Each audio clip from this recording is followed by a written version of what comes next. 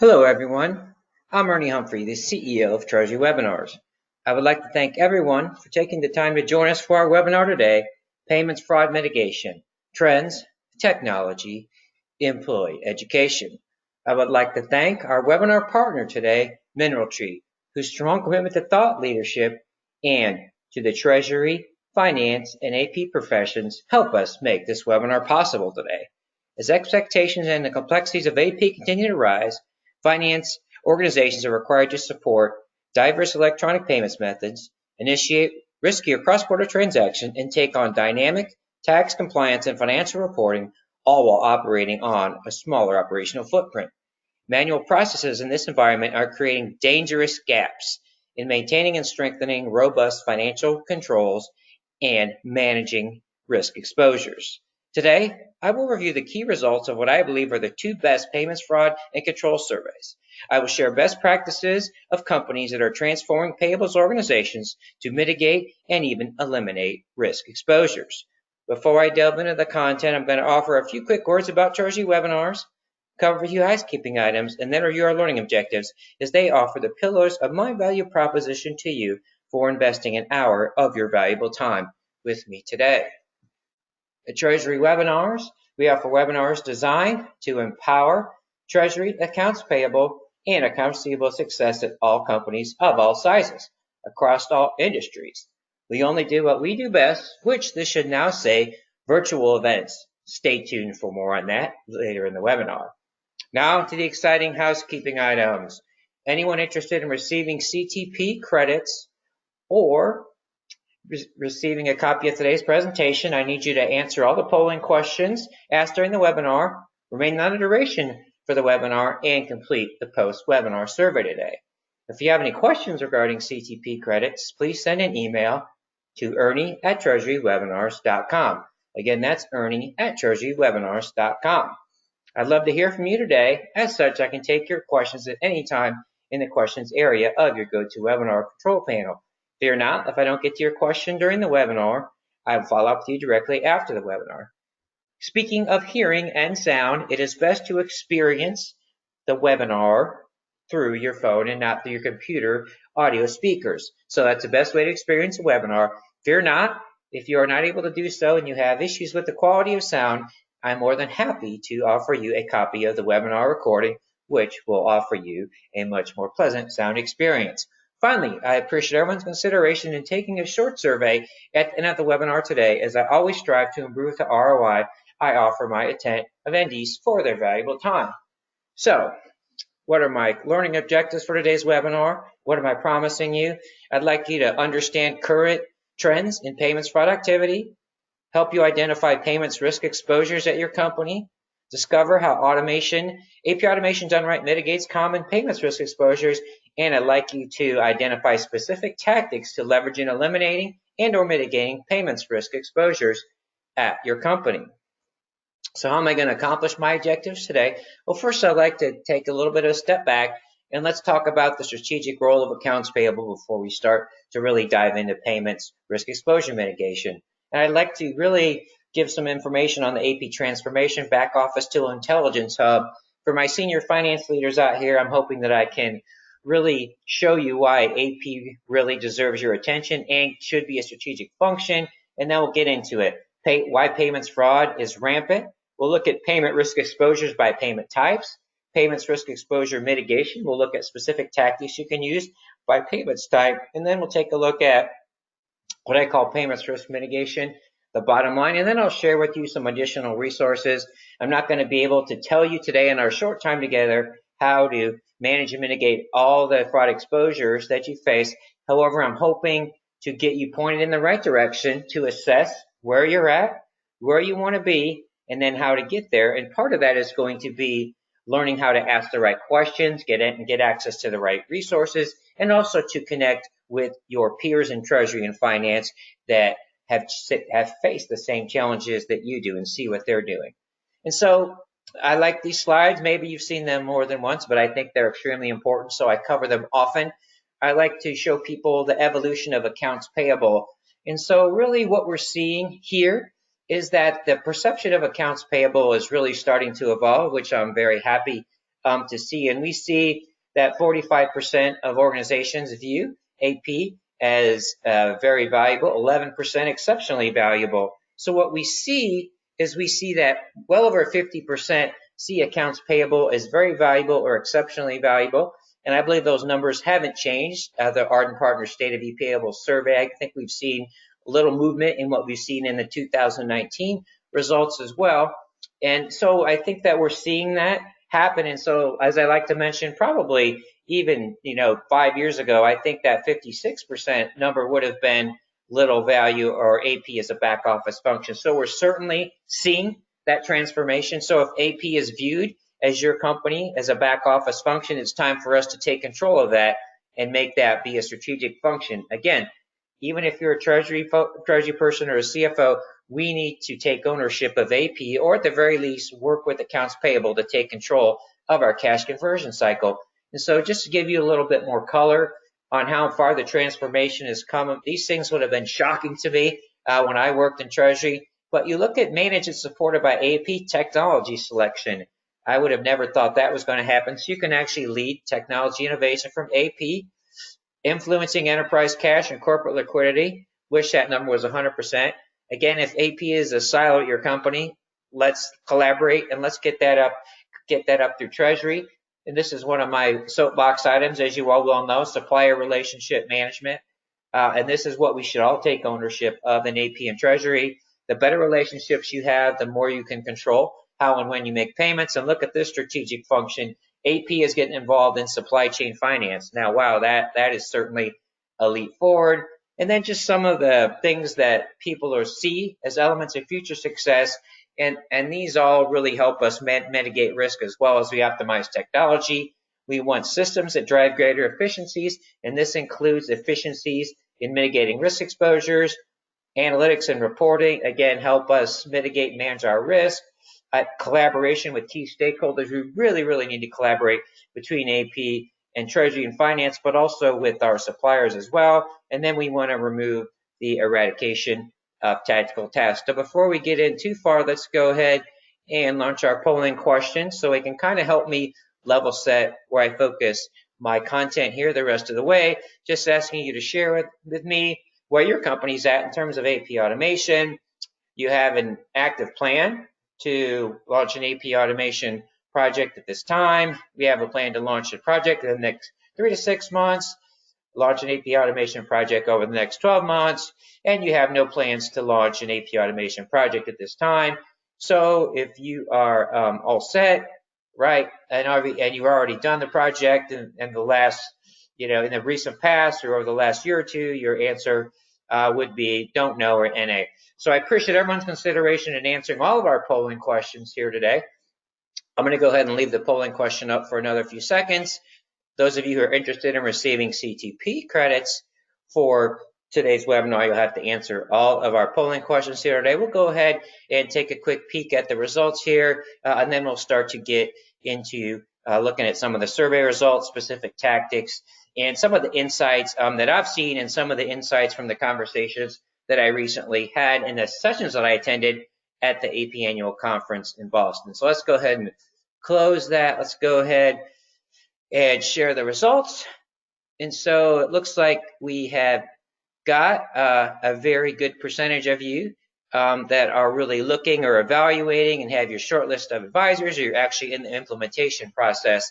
And so I hope this webinar is going to offer value to you on many fronts. But I think one of the things that's important is that you look at part of the value of the AP automation process is really getting your hands on those payments risk exposures. So how do we leverage technology in conjunction with employee education to really mitigate those exposures and mitigate those exposures not only internally, but also those exposures externally, and look at those specific payment exposures by payment type, parties involved, technologies involved. So we really have to really take a deep dive here and really understand the entire payments process. But that investment is really good for optimizing your accounts payable, which I speak on quite often, and that's a whole nother webinar.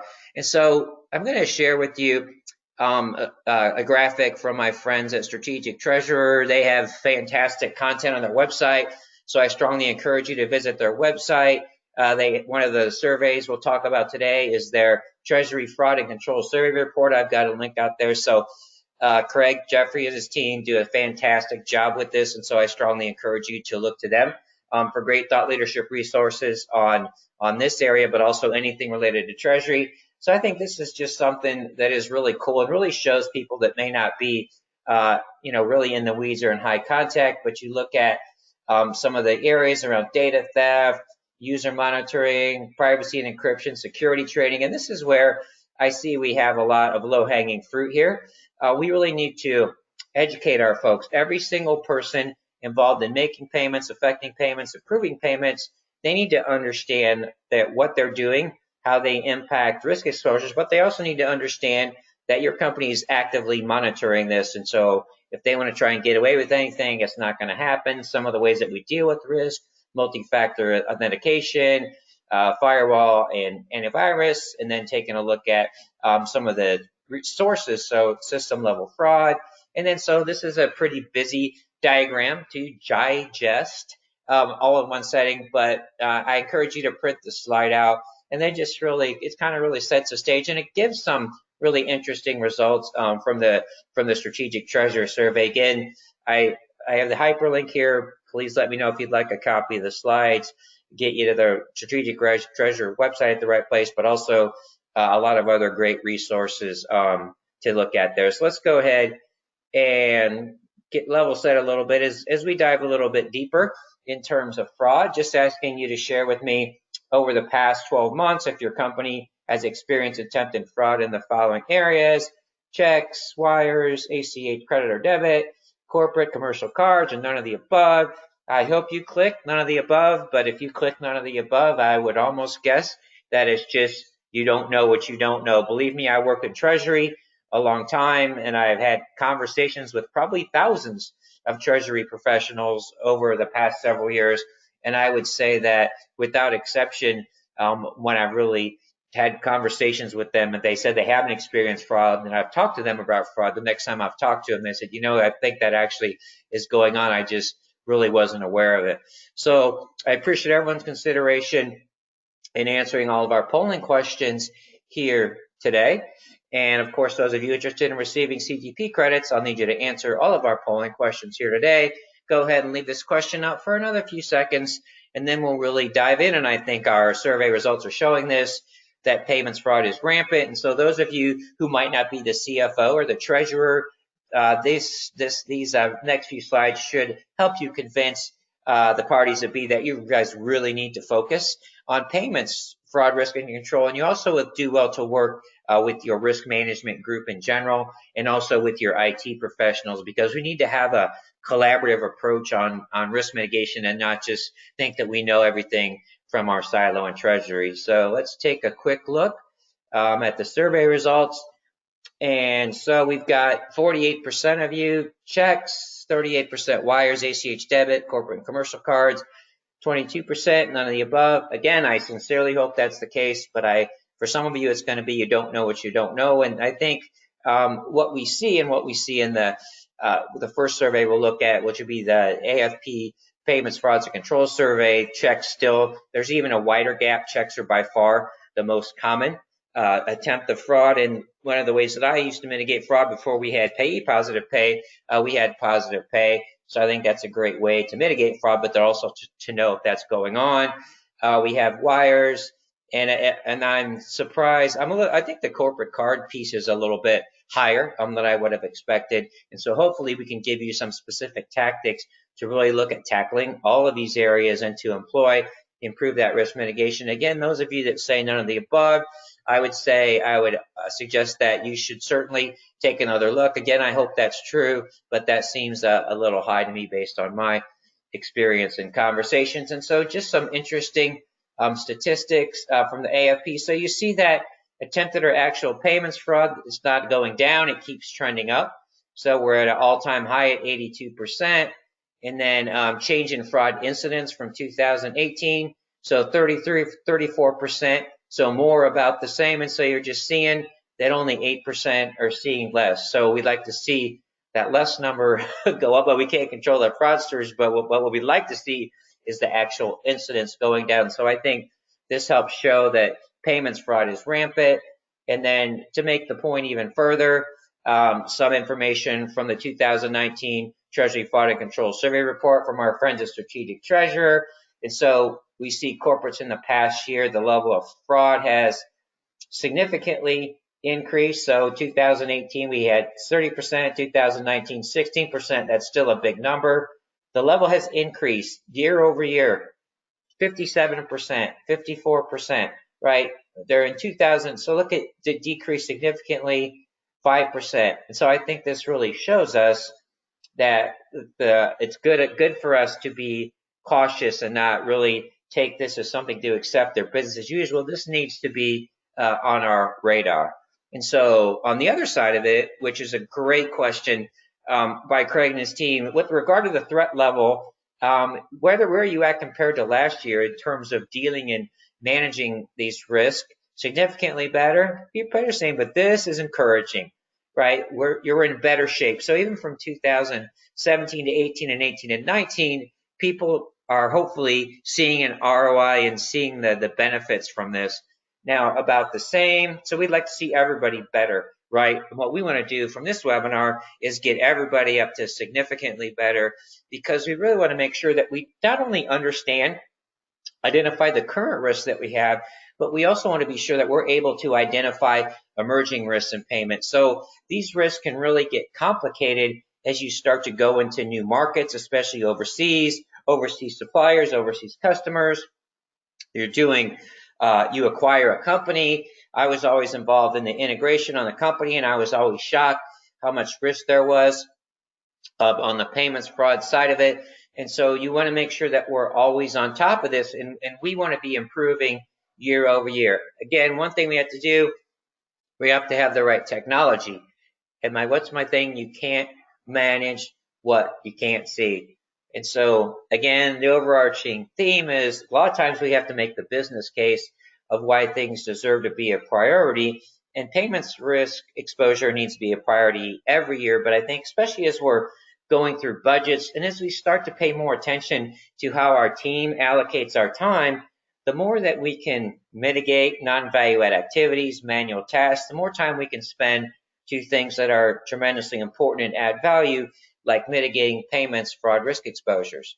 And so some results from the 2019 AFP Fraud and Control Survey, I forgot to mention, I've got the hyperlink there. AFP does a fantastic job in the Payments Fraud and Control Survey, and so there's a lot of fantastic information there. So I encourage you to review that survey as well.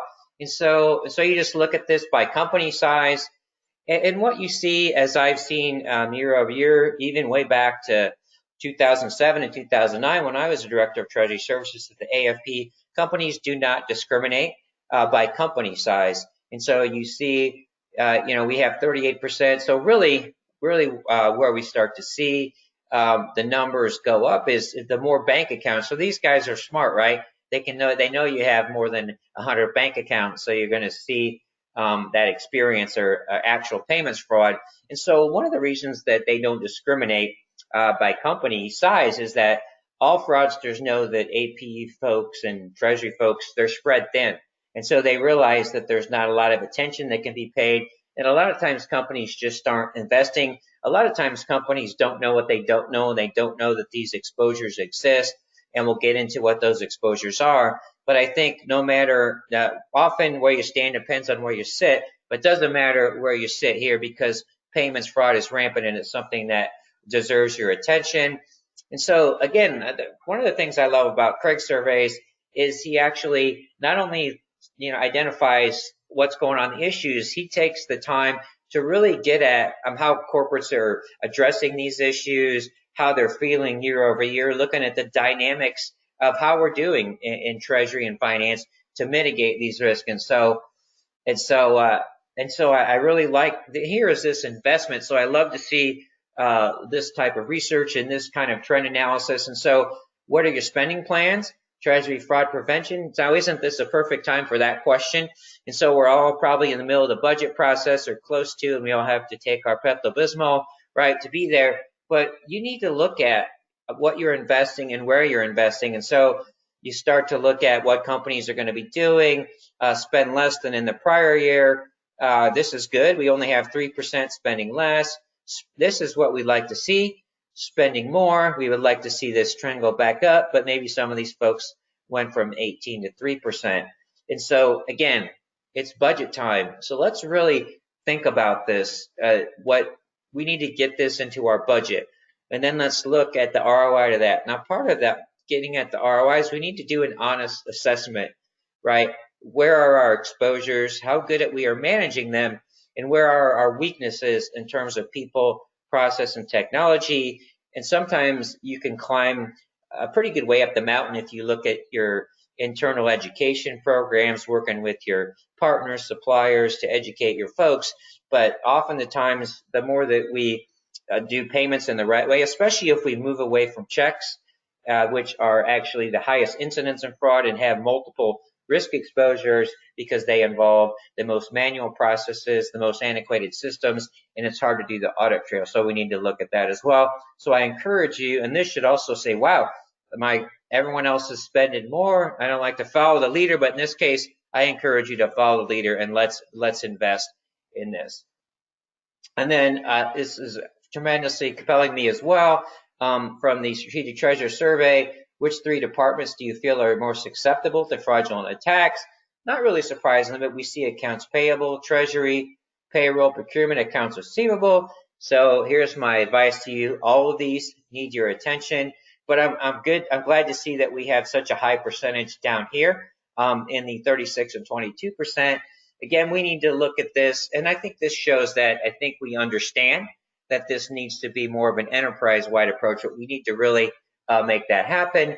And then also a fantastically insightful question, which segment of your partner network is susceptible? Suppliers and vendors, bank partners, fintech solutions. This one makes sense because we think they got to know what they're doing, but we have this risk here. And I think that, I don't know, if I had my druthers, I might almost put internal fraud area, but maybe that's a totally separate area. But I think which segment of your payments process is most susceptible. And I think that we should have our look at internally, because I think we'll actually get into that right now. So let's go ahead and launch our next polling question, which hopefully is a fairly insightful segue there. Asking you to share with me your greatest concern or your company's greatest concern relative to payments risk exposures at your company. Are you more concerned with the internal exposures, your internal people and processes, your external exposures, or is it just the inherent risk exposures from your technology? And so internally, is it people and process? Externally, maybe it's related to how your security is set up. Maybe it's your manual controls, and it's your technology exposures. Maybe you're doing everything in Excel or paper-based. But I also encourage folks to consider not only look at your supplier and what we consider AP traditionally, but what about your T&E exposures as well? I think we need to look at this is really spend risk exposures. So we'll talk about T&E a little bit as well, which I think gives a much broader perspective than what I ever see. I think people usually look at those things as 2 different areas. We're looking at AP, we're looking at T&E. Well, it's spend. So let's take a look across the enterprise, and there's a lot of synergies there. So let me go ahead and leave the polling question up for a few more seconds. Then we'll take a quick peek at the results, see if there's anything that really stands out here, and then I'll really convey if it aligns with what I expect or what some of the very most recent conversations I was having with folks at AFP in Boston. So let's go ahead and take a quick look here. We've got 50% external exposures, 21% internal, 29% technology exposures. And I would say that in some sense, I understand the focus on external exposures, but I think that we need to pay that attention, but we need to pay the same amount of attention to each.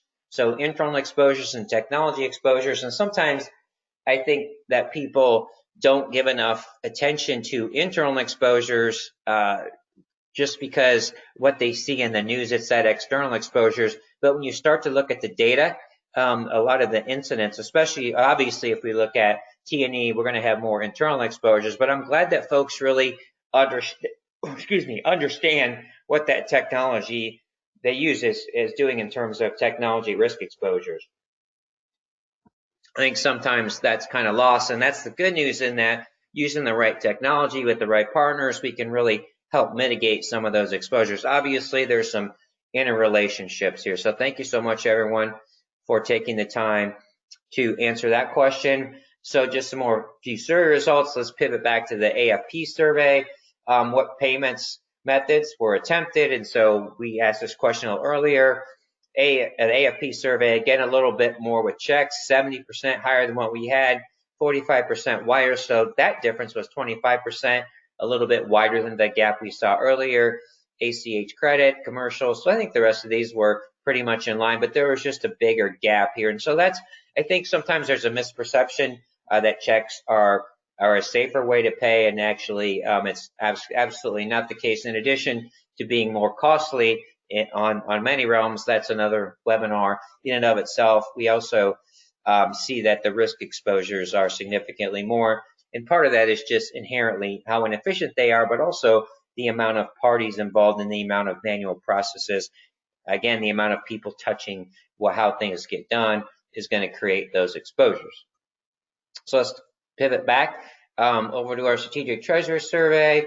And so again, this is really interesting to me on how it's looking at another source. So we asked you guys what you've seen for fraud, the AFP, which is an awesome survey. Then we got treasury strategies as well. And so I'm trying to give you a really broad perspective, and we're going to see these consistencies. But I think it's important when we look at survey results, we're trying to make generalizations, that we look at the consistency, we look at the population. So both of these surveys have fantastic methodology.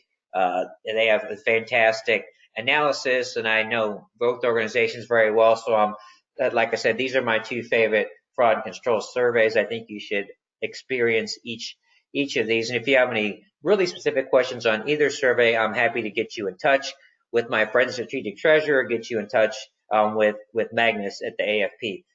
So let's go ahead and look at these. Please label your company's experience. And so let's say what your experience is. Kind of interesting. BEC fraud. So real quick, they had 71% attempts. Yes, they suffered a loss. And yes, we suffered a loss. At least one person was terminated or let go. So I think this one is another really interesting thing. So obviously I'm a fan of Craig and his team, their work, but I think some of the details that they put in here allows us to look at multiple things at the same time. So we get to see, right, the attest, but we also get to see the success. And then this one is really, really interesting if someone was terminated because there was a loss.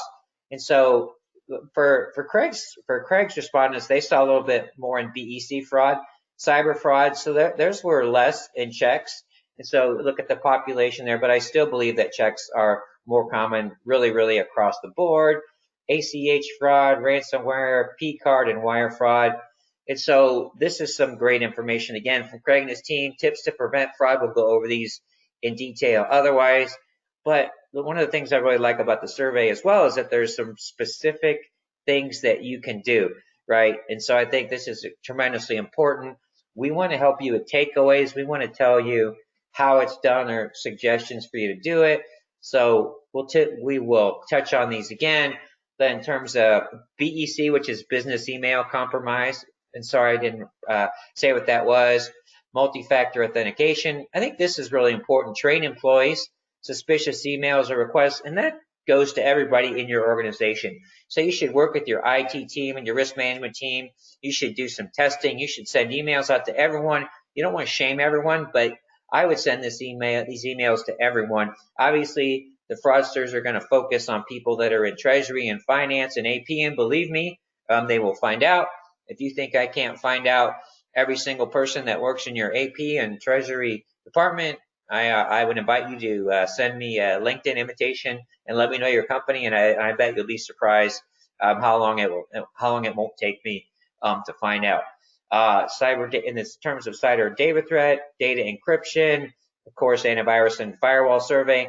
And so one of the things that would be interesting to do is we like to print out all the slides, but take the first slide where I showed you the structure that strategic treasurer put around the landscape, and then just start to look, go through the other slides and kind of look at that relative to the structure. And that way you're getting that visual picture in addition to just the charts and some text here. So I think that's helpful, as most people are more visually oriented. And then if we look at payment fraud sources here, again, same information from earlier, just a little bit of a graphical representation as opposed to words. So there's much more segmentation here, slice and dice here in the AFP report, which I encourage you to look at, obviously. And then I love this graphic. This is one of my favorites. This is a very good, this is a slide I would print out. And so we start to look at the sources, right? We looked at the strategic treasurer. Now let's look at the AFP outside individual that experienced. So what percentages was outside the organization? 64%, 58%, third party or outsourcer, 22%, or hack malicious software, 21%. These numbers, I'm a little surprised that they're so high and there's such a difference there. But I'm surprised that we don't have something on here about internal fraud, because I think there's some significance that going on there that we need to look at. So let me go ahead and launch our next polling question here before we kind of dive in to the next area. Asking you to share with me if you believe those involved in the AP function are well educated relative to payments fraud. That's a statement. You strongly agree, somewhat disagree, strongly agree, or you don't know. I'm a big proponent of employee education in this area. So the good way to get everyone is to get everyone together for lunch, give everyone some food. I love to do pizza myself, so it gets to get folks involved, some pizza, and also give some folks healthy options, get people in the room, give them some food, and just kind of walk them through these things. You can make it fun. You can show them some of the statistics. And so a lot of times people just really don't have any idea of the prevalence of payments fraud. So sometimes when I talk to my AP colleagues, I would just mentioning fraud, and they really didn't know how prevalent it was. They really didn't understand the exposures that existed in our company, but also they didn't understand with what they were doing and how they were doing it, and the importance that they had to managing and mitigating our risk exposure. So thank you so much, everyone, for taking the time to answer the polling question. Let me go ahead and close it real quick. Then we'll take a quick peek at the results and see if we have any comments here. Anything sticks out to me. So I'm thrilled to see that 10% of you strongly agree. I'm also thrilled that we have 64% of you that agree or strongly agree. Those of you that I don't know, oh, you know what's coming. Your job is to find out. But I think, we see that there's a lot of room here. If you disagree, I think it doesn't take all that much time to put together some content. I'm actually happy to help you do so myself. And so just to deliver that, help you really look at where all the exposures are coming from, and then where you're at, and then how technology may be able to reassess those. And those of you that agree, I think we can help get you to strongly agree. And hopefully this webinar will give everyone the motivation to say strongly agree, because again, I think that we're always looking at hard dollar costs. How much is it going to cost me to invest in this system? And I think you need to invest in the right technology, but I think probably a lower cost, if you look at cost versus the magnitude of ROI, educating your folks is going to offer you a tremendous ROI to that investment. I think that's where companies often fall short. They don't understand. Everyone's so busy. However, this is so important. Again, and then there's a lot of free resources. Again, you can use my webinar slides. It's not that much of an effort. A lot of times the content's already out there. You just need to share that. Again, give them a reason, give them some food, make it fun, maybe have a dessert. Getting them up to speed can take 30 minutes, 40 minutes at the most. So let's take a look at payment fraud trends, dig in a little bit deeper, touch on this a little bit with the strategic treasurer. Let's go back to the AFP survey. So experienced BEC fraud, again, a huge number, 80%. I think the strategic treasurer had 78%. And then again, it's business email compromise, just some high level numbers. They use various email tactics to con their victims. I've seen all kinds of things. One of the things that we see often is people are posing as senior executives, using spoofed email addresses. A lot of people see impersonating vendors, and so there's just some statistics there. 81% are posing as senior emails. So we got the best way to do this is to test your folks and how they respond. Other types. So you want to just make people aware that all these things are possible, and you might want to send each of these different types to someone and see if they fall for it. Other types, emails, and use legitimate Outlook accounts, impersonating HR department, emails requesting a change in payroll bank information. And so there are just a certain category of things that you should tell your folks. Never do this via email. Pick up the telephone and ask someone, right? No matter how you don't really want to bother the CFO, if it's a CFO, I don't want to bother the CEO. Well, I guarantee you that the person is not going to be unhappy after a few seconds if they're really busy, that you took the time to call and ask. So that can be tremendously valuable. And also, you need to get your folks that don't just delete the email, let us know. And then once that attempt happens, you need to put your action plan in place and make sure everyone in the organization knows, or maybe you did something wrong and you clicked on something. You need to let your team know as soon as possible. And you need to let the folks know that this is, everyone makes a mistake. You need to let me know if you think there's something going on, and we'll take care of that. So that business email compromise is something that gets a lot of attention, and rightfully so. But I think we don't want to, again, not spend all our attention there, because checks and other forms of fraud absolutely exist. So how are people dealing with BEC fraud from the AFP survey? Strong internal controls prohibiting payments initiated, again, process based on emails or less secure security message.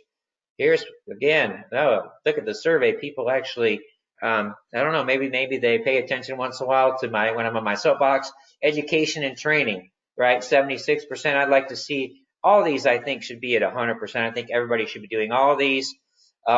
Again, company policies, appropriate verification, at least a two-factor authentication. So I'm happy that these are at 76%, but I think these are things that we should all do.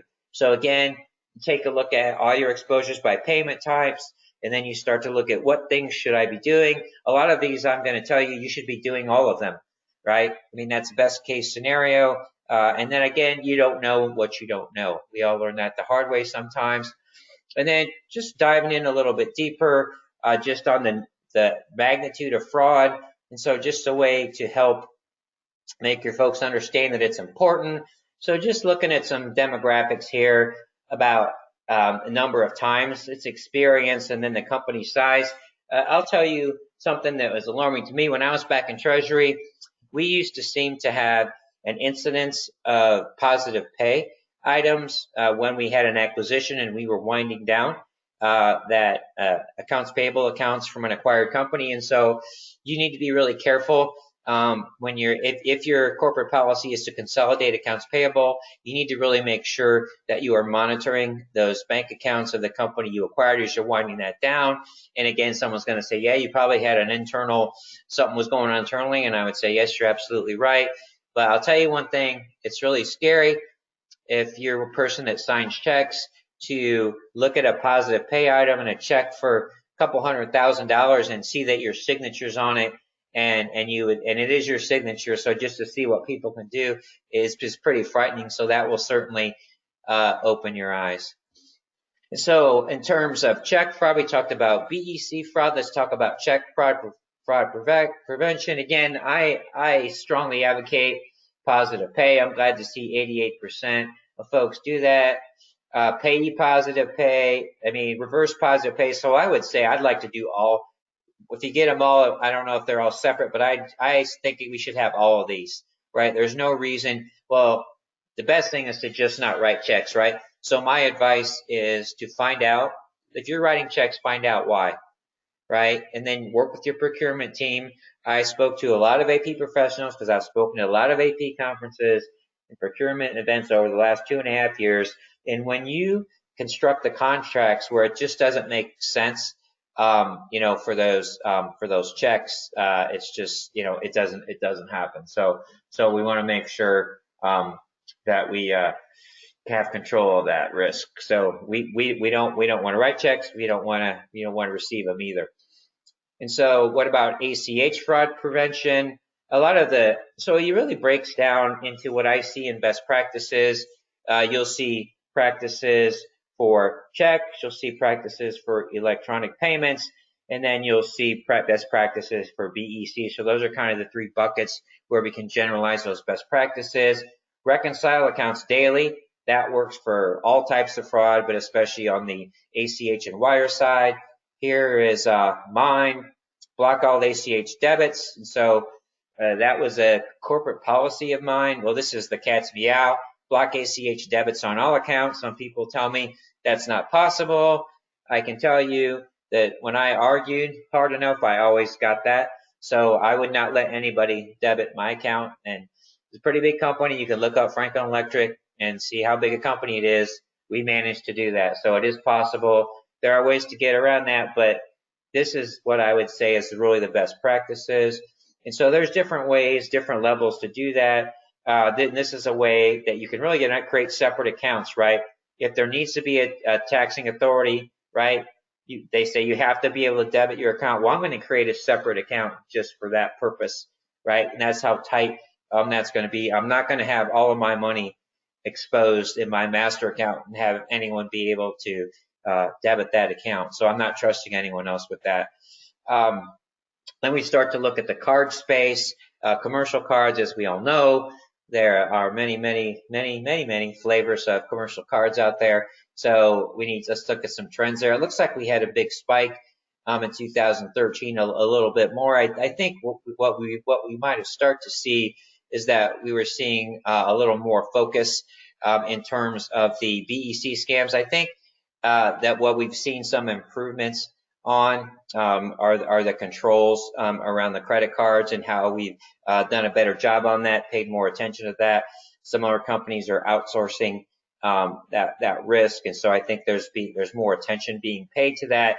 And then the fraudsters know that there's a lot of attention being paid to that, and they do know that checks are still something that people just don't really pay enough attention to, and we still write way too many checks. And so they'll so if we were to ever get a hold of BEC, we'd see that trend reverse, but I don't think that's going to change, just because on the BE side there's so much automation and bot activity that can go on in that framework. And so measures taken to defend against security credentials, which is most relevant in that space. Again, daily reconciliations, disaster recovery plans, restrict company access for payments. I'm surprised this number is this high, because this can get a little bit cumbersome. I can tell you, as being a Treasury professional, only company issued devices, and some people have company devices only on site. Dedicate a PC for payment origination. We had this back in the day. We had that for foreign exchange transactions, and that's kind of the best way to lock it down the most, but you have to be able to balance, right, what allows you to operate effectively. And then and this is good, and this is some really other good, I think, survey innovation by Strategic Treasurer.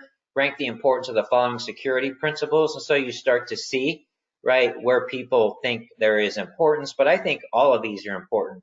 So and these are ways to prevent electronic payments fraud: segregation of duties, firewall, encryption, MFA, employee training, sanctions, screening. And so what I say earlier, let's take a look at that great framework that Street Treasurer put out, and let's start to look at these things. And so we'll see, right, the rank the importance. And so I think all of these are important. So it's kind of interesting to see what other people think, but I'd say, well, that's not good enough for me. We need to look at all these. But it's very interesting to see what other people's thoughts are. And again, some of these things I understand could seem more important if you would have to make a choice on sanction screening, depending on your presence in foreign countries.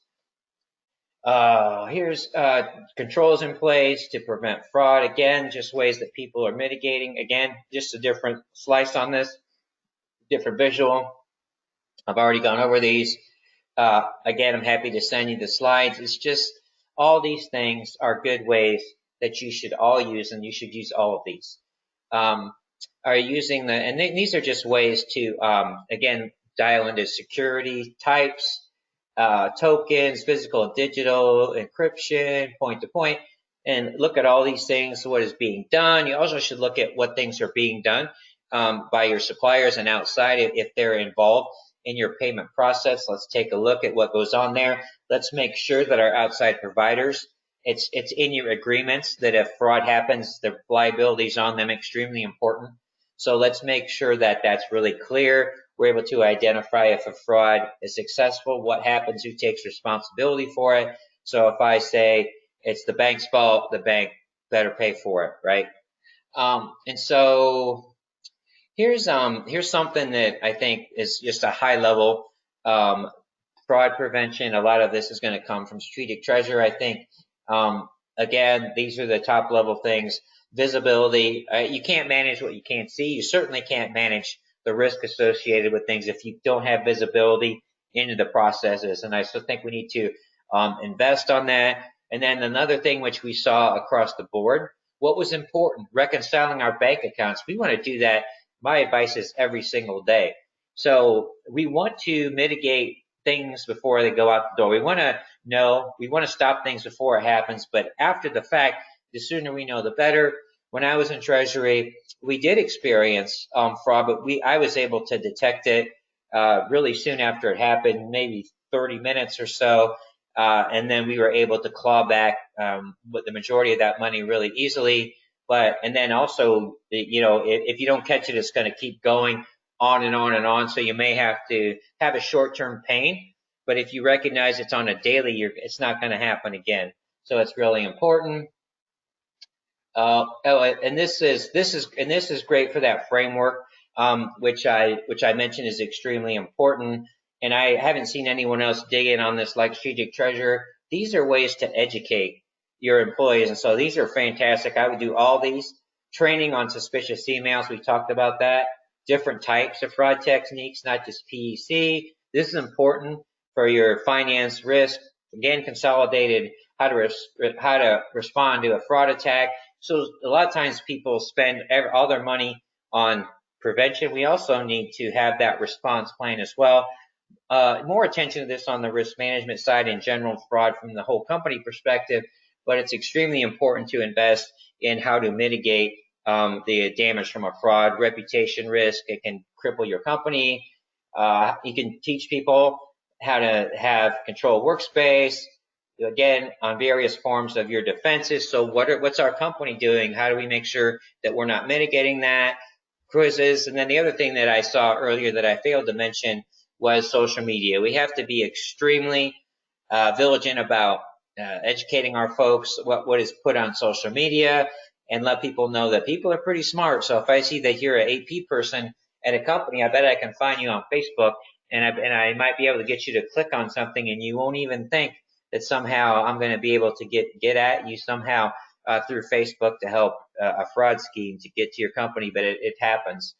And then again, just some top areas of focus, and hopefully you will be able to do this based on where your shortcomings may be if you have any.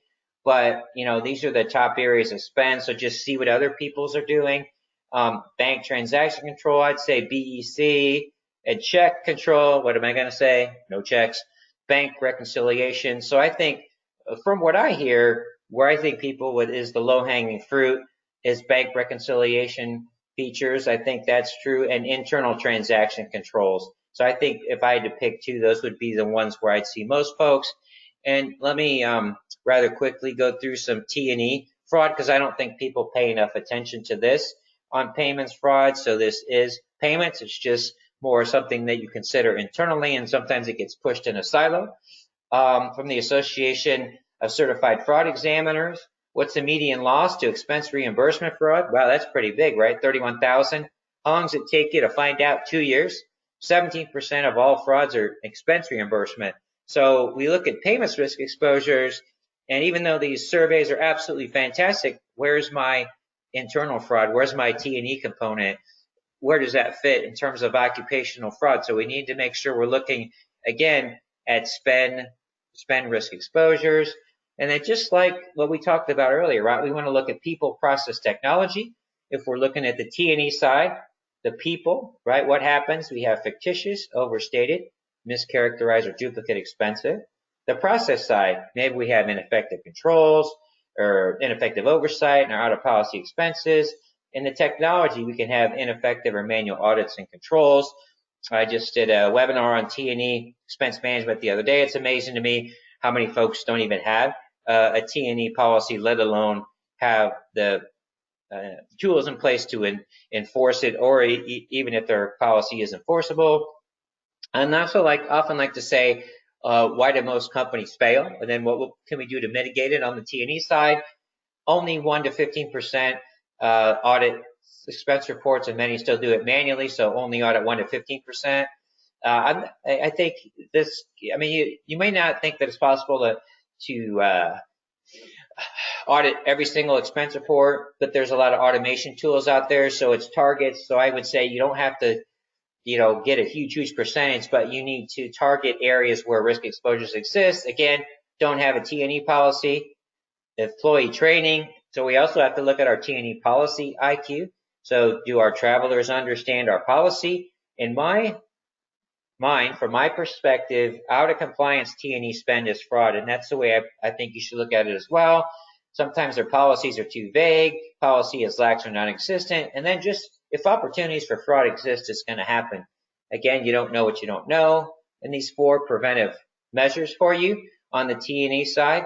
Implement a formal written and travel and expense policy. Happy to share your resources with you on that. Written about that extensively. Train all your travelers on your policy and establish accountability. So if people are having spending out of compliance, there should be consequences, and the managers that approve it should have consequences. The manager of the whole department or whole division, they should take a hit financially if that happens. You need to enforce your provision, and then you need to implement cost monitoring, measuring like proactive data and monitoring analysis. So let's get into kind of the bottom line here. So this is my favorite slide, just because it really tells you what to do. So this is my recommendations for action. Educate all employees involved in payments processing relative to how they directly and indirectly impact risk exposures. Leverage technology such as supplier portals to minimize data entry and manual influence in payments related workflow. Again, all spend, whether it's supplier spend, reimbursement spend.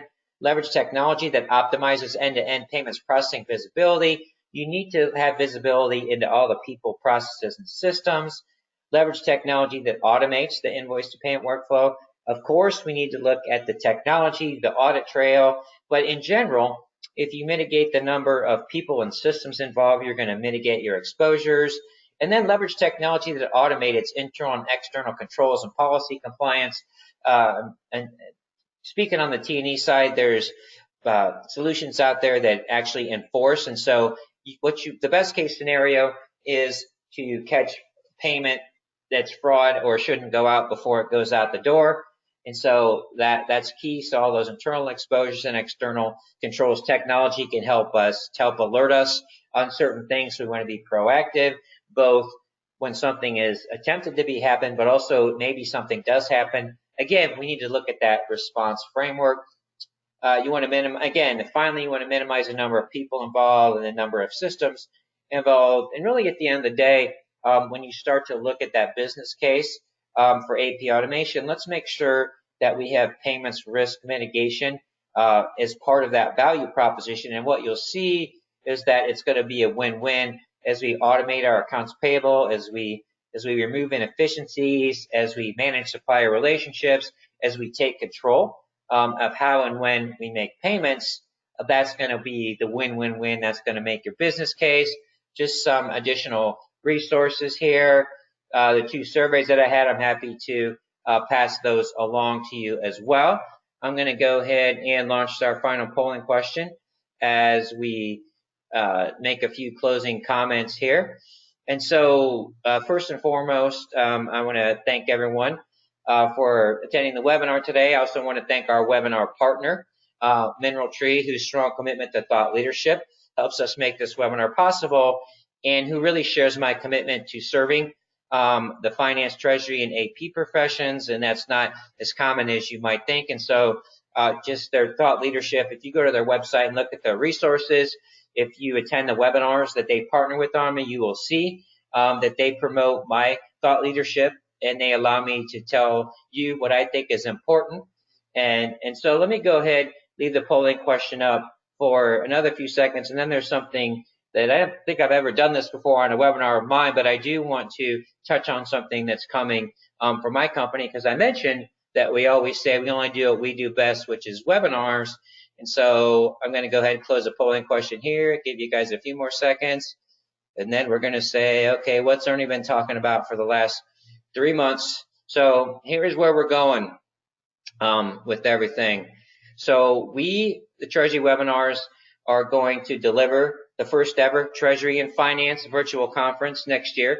So we're going to expand what we do with webinars to a full 3 days of conference, and you'll see me go virtual, be home. I have a registration application up at the website that you see there. If you're interested in learning more or attending that virtual event, please let me know. I am going to vet registration, and we are going to limit the registrations that we have. So once again, I want to thank everyone so much for your valuable time. Again, if you want to learn more about the virtual forum, let me know, and make the rest of your day great, everyone.